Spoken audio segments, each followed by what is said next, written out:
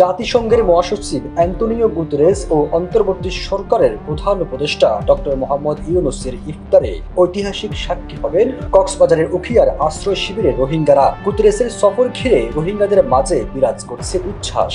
এরই মধ্যে প্রস্তুত লাখো রোহিঙ্গাকে নিয়ে ইফতার করার স্থান মেরামত করা হয়েছে, রাস্তাঘাট আর নতুন করে সেজেছে পরিদর্শনের স্থানগুলো।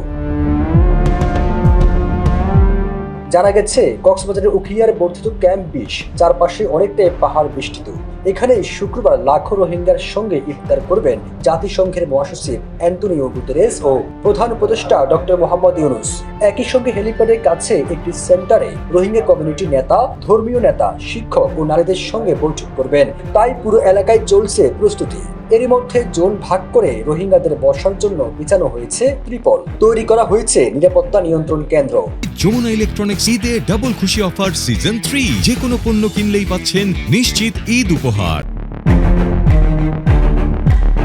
শুধুমাত্র বর্ধিত ক্যাম্প 20 নয়, জাতিসংঘের মহাসচিব পরিদর্শন করবেন 18 নম্বর ক্যাম্পের লার্নিং সেন্টার, রোহিঙ্গা সাংস্কৃতিক স্মৃতি কেন্দ্র ও আন্তর্জাতিক সংস্থাগুলোর সেবা এবং ত্রাণ বিতরণ কেন্দ্র। তাই এসব স্থানে যাতায়াতের রাস্তাগুলো করা হয়েছে মেরামত, বসানো হয়েছে নতুন ইট। আশ্রয় শিবিরে কার্যক্রমগুলো তত্ত্বাবধান করছে সেনাবাহিনী। তাদের সঙ্গে রয়েছে পুলিশ, এপিবিএন, জেলা প্রশাসন ও শরণার্থী ত্রাণ ও প্রত্যাবাসন কমিশন। জাতিসংঘের মহাসচিব ও প্রধান উপদেষ্টার আগমনে কয়েক স্তরে নিরাপত্তা বলয় থাকবে বলে জানিয়েছে আইন শৃঙ্খলা বাহিনী। উখিয়ার 18 নম্বর ক্যাম্পের একজন বাসিন্দা জানান, ডক্টর মোহাম্মদ ইউনূস আমাদের দেখতে আসবে, এটা শুনে খুশি লাগছে। জাতিসংঘের প্রধান আসবেন, সেটাও আমাদের জন্য অত্যন্ত খুশির। এই কারণে আমরা সবকিছু পরিষ্কার পরিচ্ছন্ন করেছি, অপেক্ষা করছি কখন তারা আসবেন। তাদের ক্যাম্পে আসাটা আমাদের জন্য খুশির সংবাদ।